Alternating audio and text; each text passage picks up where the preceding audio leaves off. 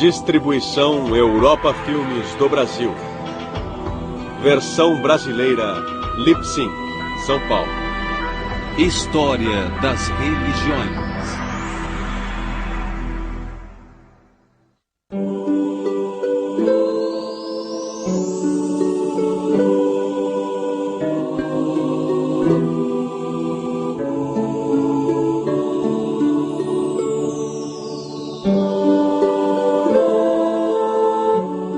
Cristianismo ortodoxo e catolicismo romano.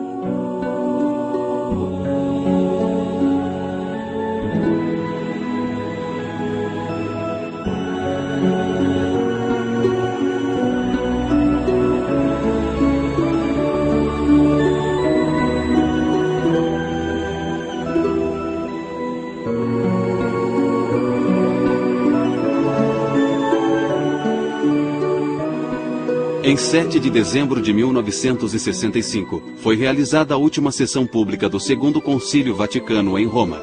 O Papa Paulo VI da Igreja Católica Romana e o Patriarca Atenágoras da Igreja Ortodoxa Grega fizeram uma declaração conjunta. Ela foi lida na Basílica de São Pedro em Roma e na Catedral de Faná, em Constantinopla. A declaração proclamava que a excomunhão mútua entre as duas grandes igrejas, decretada no ano 1054, havia sido revogada. O sonho de reunificação tem inspirado cristãos ao longo dos séculos. Porém, a história do cristianismo não é feita apenas de fé e esforços compartilhados, mas de conflitos e divisão também. Por causa deste e de vários outros conflitos internos, o cristianismo não é, e geralmente não tem sido, o nome de uma única religião. Mas cristãos de todo o mundo compartilham certas crenças fundamentais sobre Deus, Jesus Cristo e o lugar dos humanos no universo. Devemos examinar as 3 divisões principais da fé cristã para compreender o cristianismo de hoje. Elas são as igrejas ortodoxas orientais, a Igreja Católica Romana e as várias igrejas protestantes. Mas essa classificação não é completa. Há pequenas comunidades cristãs, principalmente na Ásia Menor e na África, que se tornaram independentes no século V depois de Cristo. Aliás, dizendo depois de Cristo, contamos os anos justamente a partir do nascimento de Jesus Cristo. Durante os séculos, cada divisão do cristianismo considera-se a única representante da verdadeira fé cristã pregada por Jesus. Proclamando ser a verdadeira fé ou não, a história da Igreja Católica e da Ortodoxa sempre estiveram ligadas. Nenhuma das duas pode ser entendida separadamente da outra. A palavra ortodoxo significa fé correta e culto correto, ou fé verdadeira e culto verdadeiro. Nós nos consideramos a verdadeira igreja de nosso Senhor Jesus Cristo. O nome da Igreja Ortodoxa sugeria originalmente que todas as demais comunidades cristãs eram heréticas. A palavra católica significa universal e indicava originalmente que os outros cristãos haviam, de alguma forma, se separado da única Igreja Universal. Cristãos ortodoxos e católicos romanos estão separados historicamente não apenas por essas alegações, mas também por diferenças de crença, espiritualidade e cultura. Mas principalmente as duas igrejas estão separadas pela doutrina católica de que o bispo de Roma, conhecido como Papa, deve ser reconhecido como líder de todos os cristãos. Mas o cristianismo católico e o ortodoxo são muito similares em certos aspectos de organização e em suas crenças básicas. Ambos têm uma estrutura episcopal, ou seja, ambos são organizados em torno de uma rede de bispos. Todo bispo católico ou ortodoxo é responsável por uma comunidade local de igrejas numa área ou diocese específica. A vida religiosa nas igrejas gira em torno da liturgia, ou missa, onde a última ceia de Jesus Cristo é reencenada. Pão e vinho, considerados o corpo e o sangue de Cristo, são ingeridos pelos fiéis. A história do cristianismo não pode ser separada da história do povo judeu. Jesus nasceu numa sociedade hebraica, cuja origem remonta a uma comunidade de escravos dos egípcios. As escrituras judaicas relatam que eles foram libertados por Deus e que foram levados guiados por Moisés e depois por seus sucessores à terra prometida de Canaã. Os judeus ainda comemoram sua independência política e sua grandeza sob a liderança do rei Davi. Mas por muitos séculos, Israel foi uma nação cativa.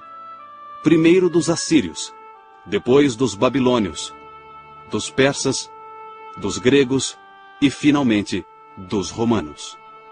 Quando Jesus começou seu ministério público, o povo judeu já esperava a vinda iminente do Messias. Eles achavam que o Messias libertaria os judeus do domínio político dos romanos e levaria o povo judeu a um novo nível de devoção na prática da lei de Deus. Jesus era um entre muitos pregadores itinerantes a dizer que Deus estava para libertar Israel e vir reinar visivelmente na terra. Ele pediu que Israel se arrependesse e se emendasse à luz dessa esperança. Esse é o âmago do que é o cristianismo.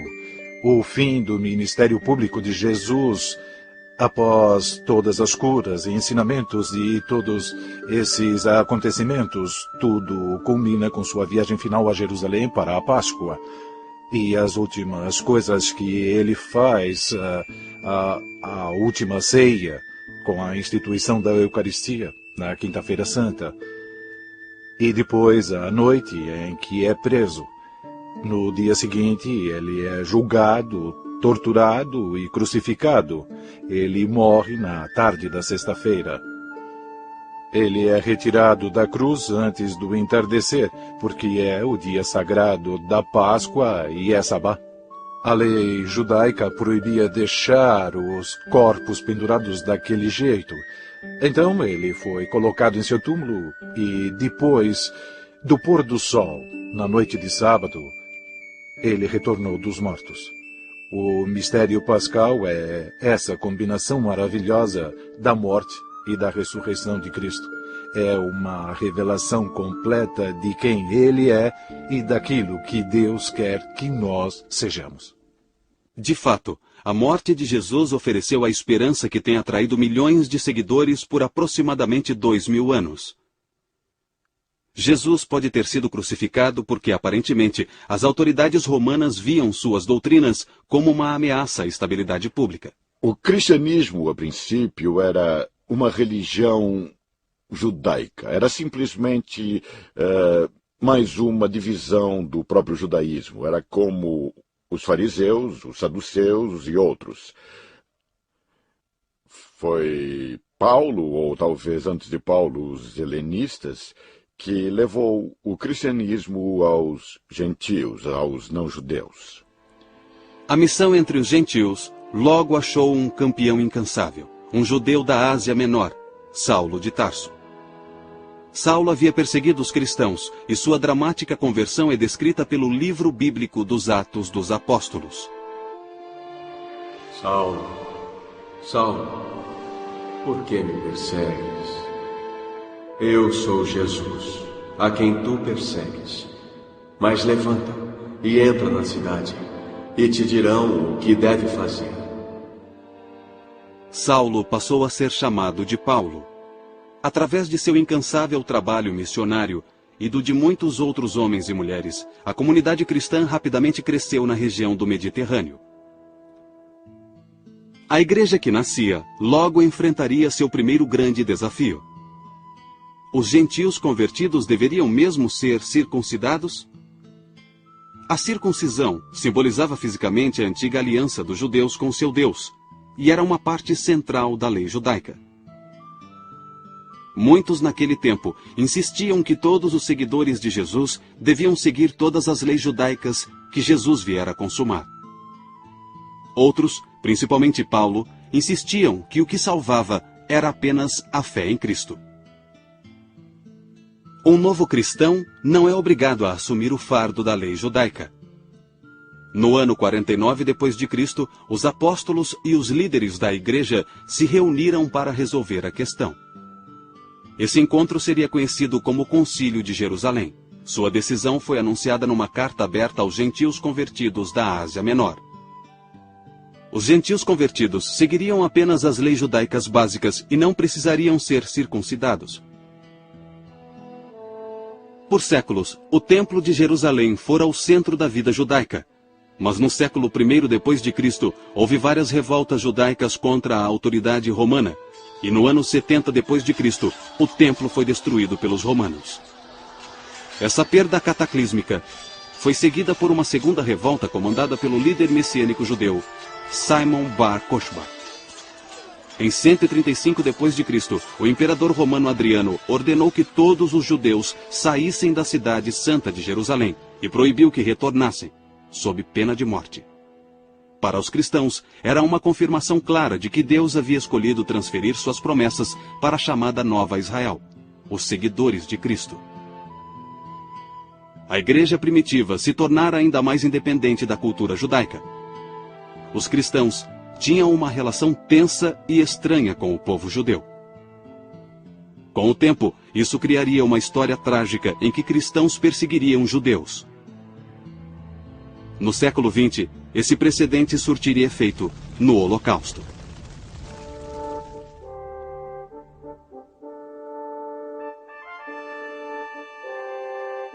Os 3 primeiros séculos depois de Cristo são lembrados hoje pela perseguição romana, uma época gloriosa de mártires cristãos e de testemunho heróico do Evangelho de Cristo. De fato, houve perseguição esporádica nesse período. Parece ter sido motivada por uma combinação de medo e de uma devoção genuína dos romanos a seus deuses pagãos. Os cristãos eram frequentemente acusados de imoralidade e desrespeito à antiga religião romana. Acusações de infanticídio, canibalismo, incesto eram disseminadas, entre outros, por um dos maiores filósofos de Roma, o filósofo estoico Fronto, que fora professor de Marco Aurélio, por volta do ano 150. Então, na verdade, as acusações contra os cristãos eram feitas por pessoas que já haviam decidido que eles eram uma ameaça política. Por isso, eles precisavam arrumar uma desculpa, pois as pessoas não enxergavam essa ameaça política. Os cristãos se recusavam a adorar os deuses romanos ou a queimar incenso para o imperador romano. Os cristãos viviam como eleitos de Deus num mundo hostil. Os mártires eram heróis a serem imitados.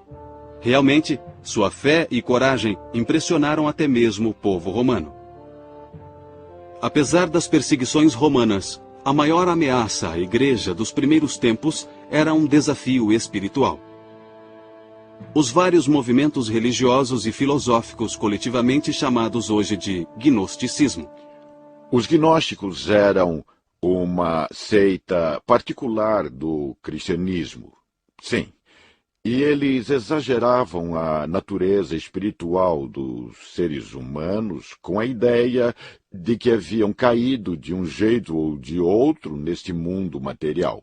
Sua preocupação principal era a libertação pelo conhecimento, a gnose. Por isso são chamados de gnósticos. Em resposta a esses desafios heréticos, a igreja primitiva assumiu compromissos teológicos, morais e institucionais que se tornariam a base de seu desenvolvimento futuro.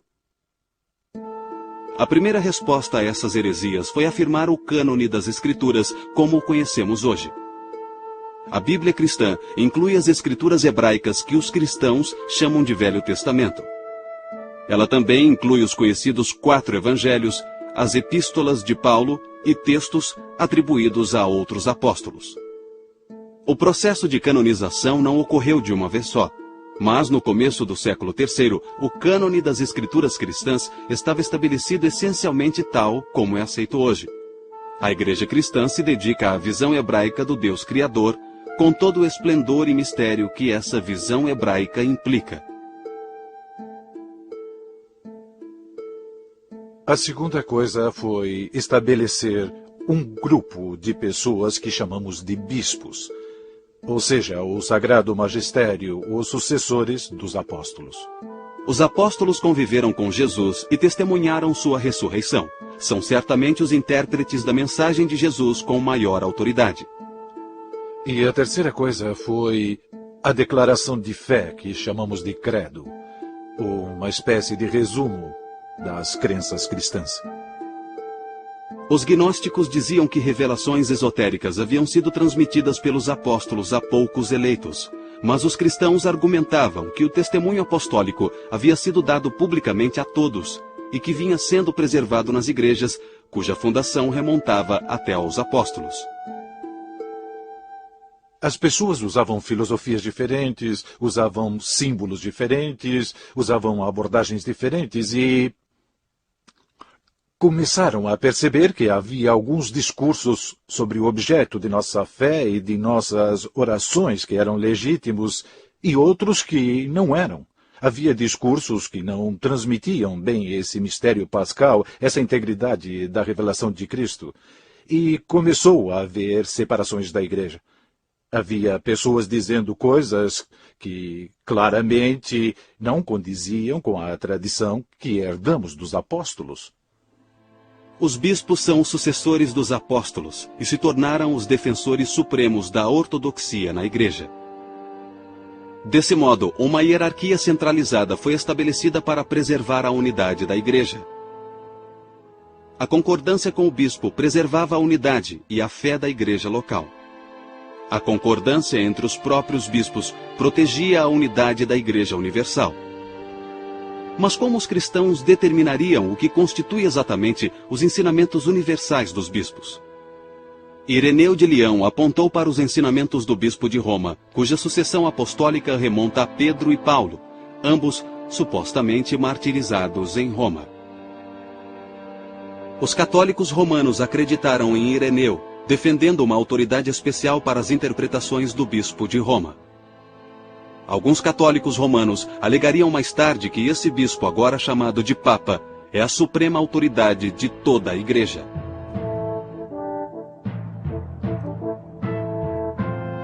Quando Augusto estabeleceu o Império Romano em 31 a.C., foi certamente um dos maiores feitos da antiguidade.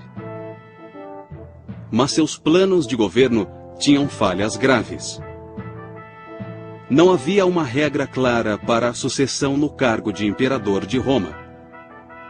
O império era periodicamente abalado por guerras civis e o governo imperial era cada vez mais dominado por militares romanos. Em 313, Constantino tornou-se co-imperador com Licínio, o soberano das províncias do Danúbio. Mas em 324, Constantino derrotou Licínio e proclamou-se o único imperador. O império tinha novamente um governo relativamente estável, mas a relevância da vitória de Constantino vai além de seus efeitos imediatos. Constantino tornara-se cristão em 312, e esse fato determinaria o futuro tanto do Império Romano como da Igreja. Eusébio, historiador e bispo de Cesareia, conta que o próprio Constantino lhe falou da visão milagrosa que o converteu ao cristianismo. Constantino contou que teve a visão na véspera da batalha da Ponte Milvio, em que derrotou seu rival, Maxêncio, e assumiu o controle da cidade de Roma. Constantino fez então um estandarte com ouro e pedras preciosas, formando a imagem da cruz, e o quirô, o monograma grego de Cristo. Com tal estandarte à frente de seus exércitos, Constantino combateu Maxêncio e venceu. A conversão de Constantino teve um grande efeito na igreja de então. Quase da noite para o dia, os cristãos passaram das agonias e glórias da perseguição ao agradável status de companheiros de fé do grande imperador Constantino. Essa mudança trouxe novas liberdades e novas responsabilidades à medida que os cristãos entravam na vida pública do Império Romano.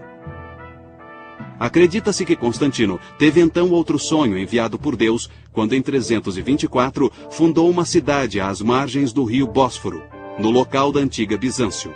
Ele chamou a cidade de Constantinopla.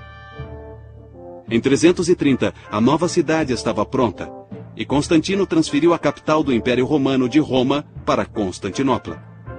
Isso levou a uma divisão gradual do Império Romano. A separação seria formalizada em 364, mais de 3 décadas após a mudança. O Império dividido acabaria separando também a Igreja Ortodoxa da Igreja Católica Romana. Mais imediatamente, Constantino deu à Igreja um necessário período de paz e segurança. Os líderes cristãos podiam voltar sua atenção às questões doutrinárias, especialmente as ligadas à mais importante figura na história cristã, Jesus de Nazaré. Os primeiros cristãos não sabiam claramente como falar de Jesus e sua relação com Deus, a quem ele chamava de Pai. Pareciam claras as evidências da Escritura de que Jesus era mais que um homem bom, mais que um grande profeta ou um mestre, e taumaturgo inspirado. Até o século IV, a maioria dos cristãos acreditava que o homem Jesus era a encarnação daquilo que chamavam de Logos de Deus. Logos de Deus significa simplesmente Verbo de Deus. O Logos era muitas vezes identificado com o Filho de Deus Pai.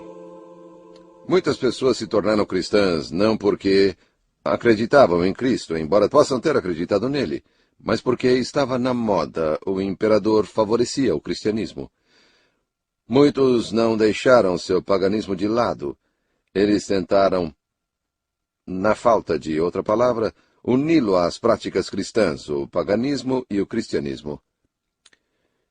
E ao fazerem isso, o que aconteceu foi que eles resolveram que Cristo não poderia ser o Filho de Deus. O antigo Deus grego deles não podia estar diretamente ligado a esse mundo, pois isso significaria necessidade, e Deus não precisa de nada. Então um padre de Alexandria, da igreja de Alexandria, juntou tudo isso e disse que Cristo não poderia ser realmente o Filho de Deus. Ele era um ser glorificado melhor do que nós, mas era uma criatura.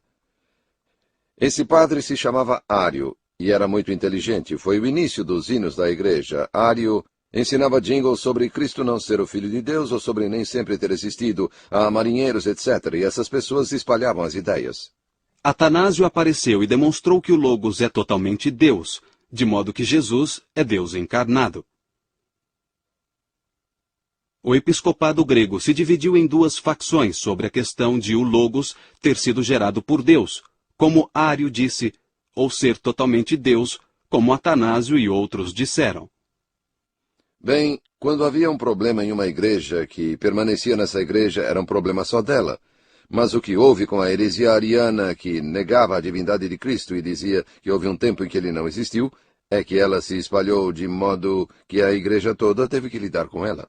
Então Constantino, que consideramos santo, queria, é claro, um império unificado, e se houvesse problemas na igreja, também haveria problemas no império. Então ele decidiu convocar o que chamamos de Primeiro Concílio Ecumênico, uma assembleia com o maior número possível de bispos de toda a igreja. Claro que nem todos vieram, havia 318 bispos que se reuniram em Niceia, perto de Constantinopla, em 325 d.C., e fizeram o mesmo que os padres apostólicos, jejuaram, oraram e discutiram o que era certo.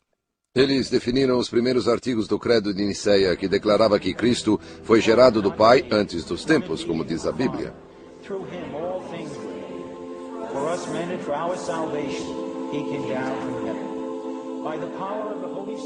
O Concílio de Niceia é considerado tanto pelos ortodoxos como pelos católicos o primeiro grande concílio ecumênico. Mas o arianismo ainda tinha muitos defensores importantes no clero. Sua posição se fortaleceu quando Constantino morreu em 337, e seu filho Constâncio, um ariano, subiu ao trono.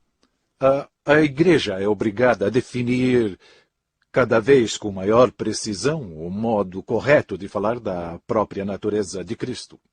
E a defender os dois lados, ora defendendo sua divindade, ora defendendo sua humanidade. Mas essa definição, de certo modo, é o que estimula o Credo de Niceia. Estimula algumas mudanças na liturgia, algumas mudanças no modo de celebrarmos a Eucaristia, mudanças estas que visam a vacinar o corpo da Igreja contra essas interpretações errôneas. O único meio que a igreja de lugares distantes tinha para resolver essas disputas era reunir todos os bispos em concílios, com bispos de todo o império. Existem 7 deles que são reconhecidos como concílios ecumênicos, tanto pela Igreja Ortodoxa Oriental como pela Católica. O primeiro foi o de Niceia, sobre a doutrina da Trindade. Houve 2 no século V que trataram de Cristo. Cristo é totalmente divino? Totalmente humano? Ambos? Como? Eram questões importantes. Na verdade, isso levou a uma divisão permanente. O foco continuou a ser as questões sobre Cristo, se ele tem uma só vontade e atividade ou duas, e assim por diante. Essas eram questões muito importantes na política do Oriente. Finalmente, em 787, o segundo concílio de Niceia, desta vez sob a liderança da imperatriz Irene, afirmou que os ícones podiam ser usados no culto. Os decretos desses 7 concílios acabaram sendo reconhecidos pela maioria, embora não por todos os cristãos. Tornaram-se declarações definitivas da fé cristã. Os fundamentos da fé cristã, incluindo aí a definição de Niceia da encarnação de Deus em Jesus Cristo, já estavam definidos no fim do século VIII.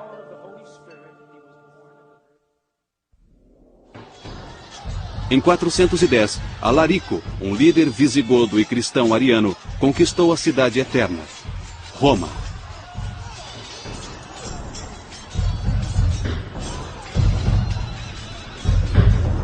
Praticamente tudo que trazia segurança, sentido e ordem à vida romana estava agora destruído.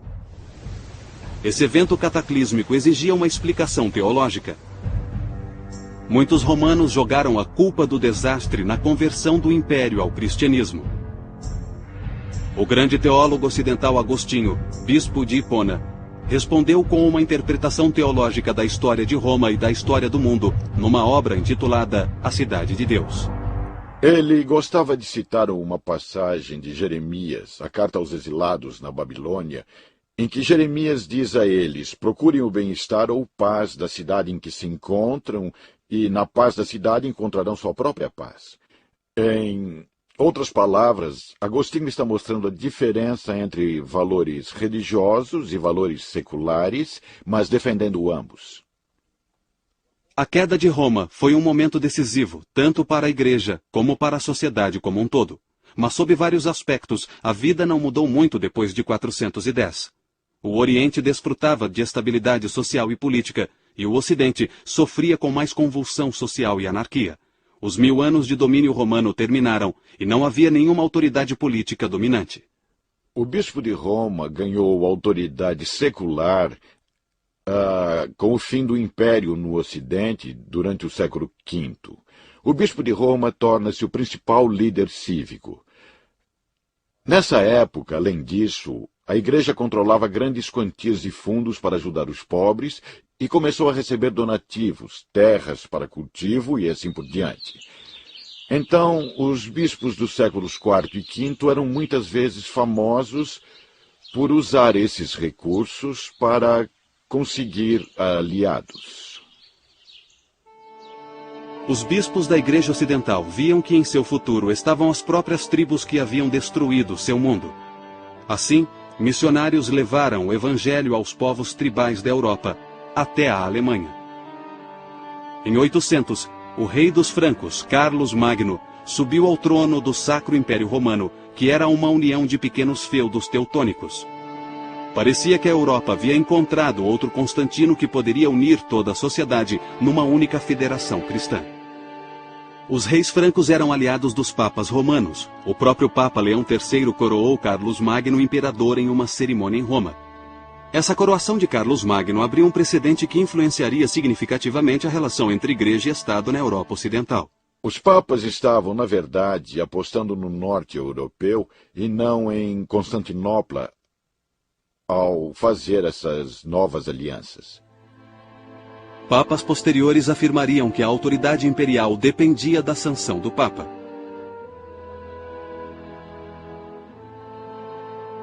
Carlos Magno não trouxe uma estabilidade duradoura. Sua dinastia durou apenas uma geração após sua morte. Bispos e até mesmo abades eram obrigados a agir como líderes políticos locais. Enquanto isso, a Igreja Ortodoxa desenvolvia sua própria teologia e vida espiritual distintas. A solução da controvérsia iconoclasta pelo Segundo Concílio de Niceia em 787 fundamentara o uso de ícones na liturgia. Essa prática fortaleceu o sempre presente veio místico dentro da Igreja Ortodoxa. Assim, não foi surpresa a Igreja Oriental ter gradualmente desenvolvido uma teologia predominantemente mística. Há certas coisas sobre Deus que não compreendemos, e é assim que deve ser, porque é assim que Deus quer que seja. É o que significa misticismo, certo? E isso significa que há algo além do plano físico, que há uma natureza espiritual e que não sabemos o que Deus é. Ele estabeleceu certas regras e nós respeitamos essas fronteiras. A distância entre a Igreja Católica Romana e a Igreja Ortodoxa aumentou e a continuidade de sua união parecia impossível. Havia o antigo problema em relação à autoridade do Papa. Essa discordância fundamental foi exacerbada por disputas teológicas. A mais importante foi uma disputa sobre a relação entre as três pessoas da Trindade. A Igreja Católica Romana costumava acrescentar a frase "e do Filho" ao credo de Nicéia. Portanto, ficava: "Creio no Espírito Santo, o qual procede do Pai e do Filho." A Igreja Ortodoxa considerava isso uma inovação que beirava a heresia. Duas coisas são importantes. Em primeiro lugar, é teologicamente incorreto. Só há uma cabeça na Trindade, Deus Pai. O Filho foi gerado do Pai antes dos tempos. O Espírito Santo só procede do Pai, certo? Em segundo lugar, o Ocidente fez algo sem precedentes. Mexeu em uma coisa que havia sido decidida por toda a Igreja. Em 863, rompeu-se a união entre o Papa Nicolau de Roma e o patriarca ortodoxo Fócio. Foi a primeira separação formal entre a Igreja Católica Romana e a Igreja Ortodoxa. Mas foi uma separação temporária. Entretanto, as diferenças teológicas entre as duas igrejas não foram resolvidas, e a união restaurada também seria temporária. O filioque é o maior ponto de controvérsia entre a Igreja Oriental e a Igreja Ocidental até os dias de hoje. Na verdade, a Igreja Anglicana, há poucos anos, propôs tirar o filioque do credo, não dizendo mais procede do Pai e do Filho, se isso ajudasse a reunião com a Igreja Oriental. Em 1053, o Papa Leão IX montou uma campanha militar contra tribos normandas que ameaçavam igrejas cristãs no sul da Itália. Ele foi derrotado e capturado. Da prisão, ele conseguiu enviar um emissário, o cardeal Humberto, para pedir ajuda ao imperador bizantino e ao patriarca de Constantinopla. A carta de Leão ao imperador bizantino era conciliatória, mas sua carta ao patriarca tinha um tom muito diferente. Havia uma controvérsia entre um papa muito dogmático e um patriarca muito dogmático de Constantinopla, e nenhum deles abria mão de suas tradições. Um decreto de excomunhão foi enviado pelo Papa a Constantinopla. Ele foi deixado no altar de Santa Sofia. Um dos diáconos o pegou e correu atrás do emissário para devolvê-lo, mas ele não aceitou. Então, é claro, o Oriente teve seu concílio e excomungou o Ocidente. Essas sanções mútuas só seriam retiradas em 1965, mais de 900 anos depois. Em cerca de 610, um sério e devoto mercador árabe ouviu em sonho uma voz, ordenando que ele lesse. Ao despertar, o mercador teve a visão de um homem que o cumprimentou pelo nome e disse: "Tu és o mensageiro de Alá." Os muçulmanos acreditam que assim começaram as visões em que Maomé recebeu os discursos que se tornariam um livro conhecido como A Leitura, ou em árabe, Alcorão. Nele há várias injunções para a disseminação da fé, e os primeiros muçulmanos se esforçaram para conseguir isso até à força, se necessário. Em 714, a Espanha estava dominada por exércitos muçulmanos. Conforme eles continuavam sua expansão, ficou cada vez mais evidente que poderiam destruir as nações cristãs do Império Bizantino e da Europa Ocidental. Após a derrota em Anatólia, em 1071, o imperador de Bizâncio, Aleixo Comneno, pediu ajuda ao Ocidente. Os imperadores do Oriente pediram ajuda ao Ocidente e conseguiram. As cruzadas atendiam os pedidos dos imperadores do Oriente. Foi uma operação de resgate da Igreja Oriental. Religiosos e cavaleiros católicos da Europa Ocidental atenderam prontamente. Muitos ficaram simplesmente horrorizados ao saber que cristãos do Oriente estavam sendo ameaçados por aquilo que eles viam como uma nação pagã. A Palestina, a terra santificada pela vida e morte de Jesus, era controlada por muçulmanos. E alguns membros do clero preferiam que os exércitos se unissem para combater um inimigo comum, em vez de uns aos outros. De qualquer modo, em 1095, o Papa Urbano II convocou uma cruzada. Essa missão sagrada salvaria o cristianismo oriental e retomaria a Terra Santa do controle muçulmano. Uma série de 4 cruzadas durou até o século XIII. As relações entre os cruzados ocidentais e a corte bizantina pioravam cada vez mais. Os líderes das cruzadas viam os ortodoxos como traidores e inimigos. O que começou como uma missão para salvar cristãos ortodoxos dos muçulmanos, tornou-se em meados do século XII uma missão contra os próprios cristãos ortodoxos. Em 1204, cruzados católicos romanos saquearam Constantinopla. Nas palavras do historiador Calisto, foi um ato que a Igreja Ortodoxa jamais esqueceria ou perdoaria. Mesmo assim, os esforços para a união continuaram, mas as duas igrejas continuaram separadas. Em 1261, o imperador cristão da Niceia, Miguel Paleólogo, recuperou Constantinopla e devolveu-a aos orientais ortodoxos. Mas sua vitória trouxe apenas um descanso temporário de 200 anos, antes que Constantinopla caísse nas mãos de outro inimigo, os turcos otomanos. Em 29 de maio de 1453, os turcos tomaram Constantinopla.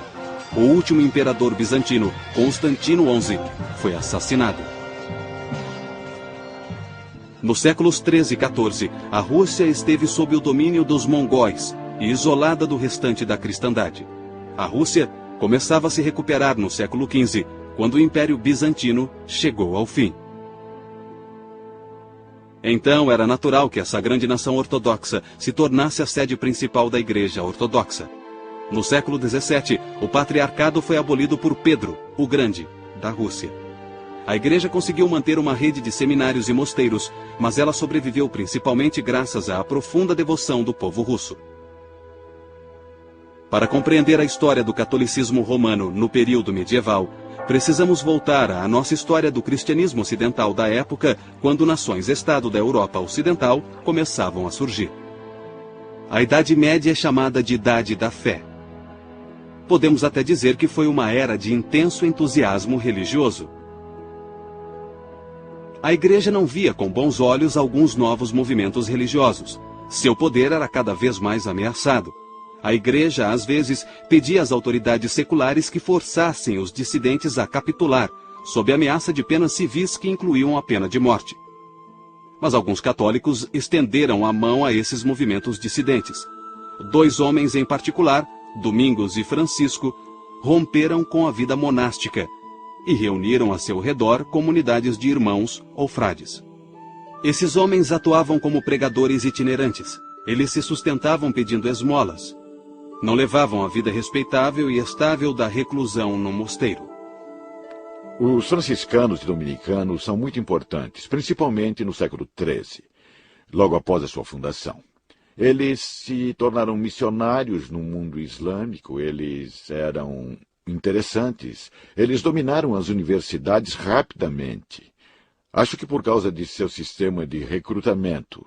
Não dependiam de favores de algum bispo de sua terra. Podiam mandar seus homens para onde quisessem. Então os franciscanos e os dominicanos eram os melhores professores da Universidade de Paris, no século XIII. Também eram inquisidores. Lembrem-se de que a Inquisição só estava tentando saber se havia alguma heresia à solta. Eram precisamente as ordens mais zelosas, os cistercienses, franciscanos e dominicanos, que forneciam os inquisidores. A vida espiritual e intelectual do catolicismo romano teve seu período de maior expansão durante o século XIII, mas a própria Igreja Católica era cada vez mais atacada. A hierarquia católica era criticada não apenas pelas autoridades seculares que queriam seu lugar, Muitos no clero estavam convencidos de que o poder temporal da Igreja ameaçava o cristianismo mais do que qualquer heresia ou exército do Islã. Ninguém negava que as autoridades da Igreja muitas vezes abusavam de seu poder. O que era ainda pior, vários desses abusos eram motivados pela necessidade financeira da Igreja. Foi nesse clima volátil que o monge agostiniano da Alemanha denunciou com veemência os abusos da Igreja. Acima de tudo, esse monge rejeitava a ênfase católica nos rituais religiosos e defendia que bastava a fé na salvação efetuada por Cristo.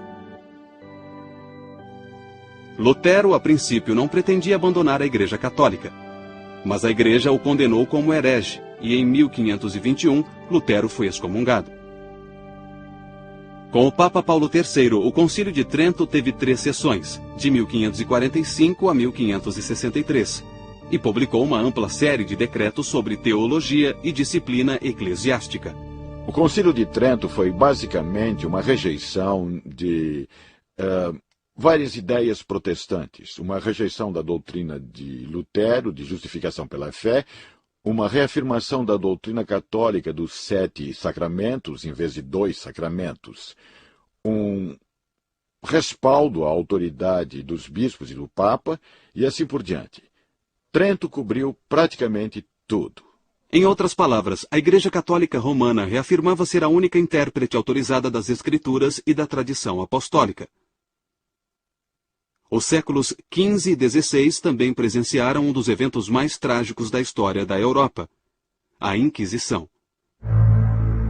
A Inquisição foi um evento complexo. Na verdade, houve 2 inquisições diferentes nessa época, a Inquisição Espanhola e a Inquisição Romana.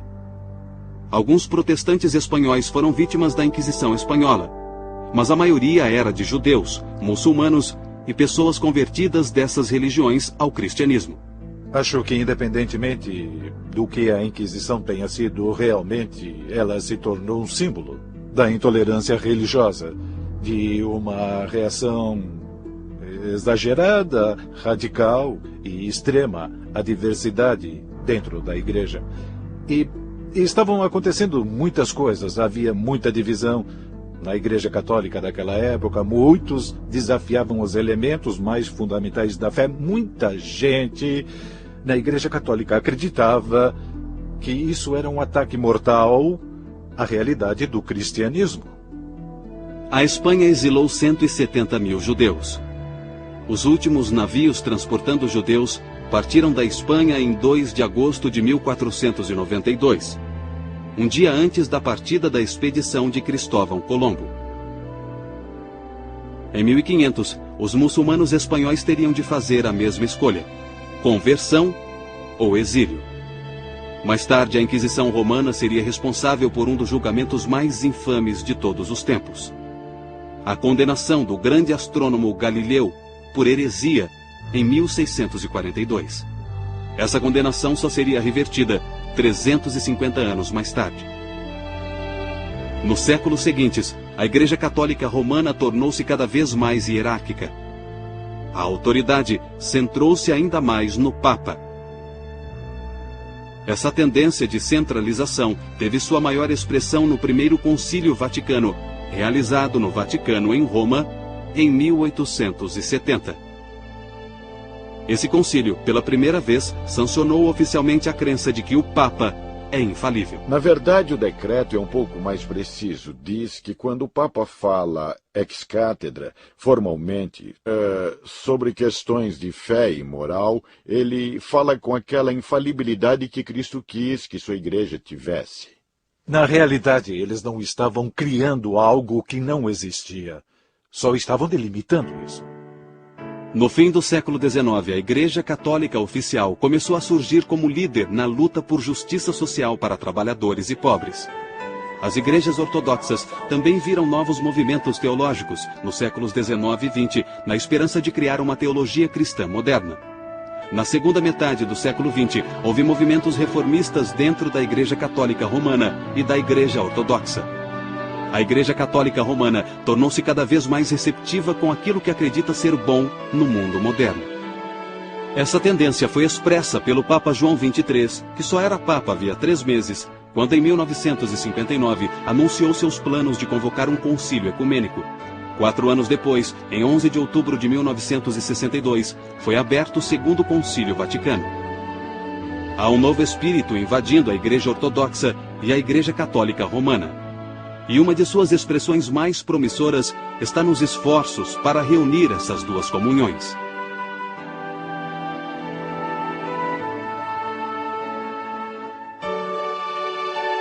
Apesar dos esforços de religiosos e teólogos de ambas as comunidades, a Igreja Ortodoxa e a Igreja Católica Romana continuam divididas por questões de crença e costume.